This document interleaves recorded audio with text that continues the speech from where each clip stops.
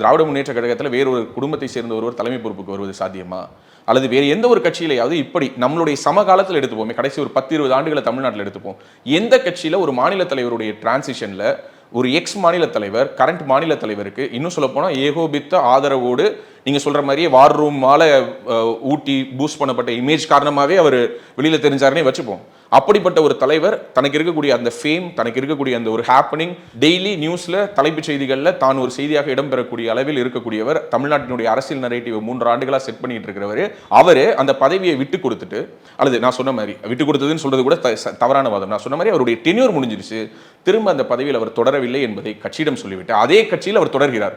எந்த விதமான வருத்தமும் இல்லை. திரும்ப போயிட்டு அவரே கொண்டு போய் புதிய மாநில தலைவர் அந்த சீட்ல உட்கார வைக்கிறாரு. இதே மாதிரி தான் அவரையும் கொண்டு வந்து உட்கார வச்சாங்க. திரு அண்ணாமலை அவர்களை இதே சீட்ல இன்னைக்கு எப்படி நயினார் நாகேந்திரன் அண்ணாமலை உட்கார வச்சாரோ அதே மாதிரி அன்னைக்கு இருந்த அத்தனை மூத்த தலைவர்களும் சேர்ந்தான் அவரை அமர வைத்தார்கள். ஏதாவது ஒரு இடத்தில் எங்கேயாவது அண்ணாமலை அவர்களுடைய செயல்பாடு சரியில்லை, அண்ணாமலை எல்லாம் இருட்டடிப்பு செய்யறாரு, எங்கேயாவது ஒரு பொது வெளியில் இவர்கள் ஒரு இடத்தில் பேசியிருந்தால் நீங்க காட்டுங்க, இதை நம்ம விவாதமா பேசலாம். எந்த ஒரு இடத்துல அது நடக்கலையே. 3 ஆண்டுகளா இந்த ஊடகங்கள் மட்டும் தானே பேசிக்கிட்டே இருக்காங்க.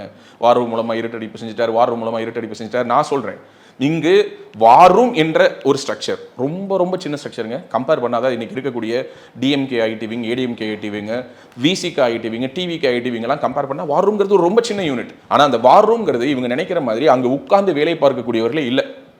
அது ஒரு உணர்வு. எங்கேயோ ஒரு இடத்துல சிங்கப்பூர்லையோ மலேசியாலையோ துபாயிலையோ அல்லது இங்கே தமிழ்நாட்டில் கரூரில் ஈரோடில் சேலமில் தருமபுரியில் எங்கேயோ உட்கார்ந்து ஒருத்தர் அண்ணாமலை வந்திருக்கிறதுனால என்னுடைய கட்சியில் ஒரு பொலிட்டிக்கலாக ஒரு சேஞ்ச் வருது, அல்லது நான் விரும்பின ஒரு அரசியல் மாற்றத்தை அண்ணாமலை கொடுக்குறாரு, அவருக்கு குரல் கொடுக்க வேண்டியது என்னுடைய நினைப்புங்கிற அடிப்படையில் தானாகவே ஒரு ஒரு ஒரு கூட்டம், ஒரு குழுவாக செயல்பட ஆரம்பிக்கிறாங்க.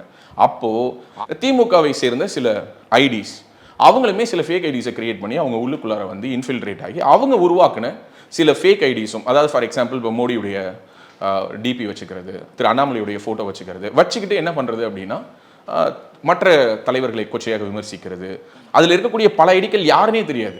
பல நேரங்களில் அது எப்படி இருக்கும்னா எல்லாம் மேலே இருக்கவன் பார்த்துப்பான், எல்லாம் மேலே இருக்கவன் பார்த்துப்பாங்கிற மாதிரி எப்போ பார்த்தாலும் வார் ரூம் திட்டுறது. அப்போ வார் ரூமில் இருக்கக்கூடிய அந்த கோர் டீமுடைய டிஸ்கஷனில் உண்மையாகவே இந்த ஐடி யாரோடதுரா, யார் தாண்டா இந்த ஐடி வச்சிருக்கானா யாருன்னே தெரியாது.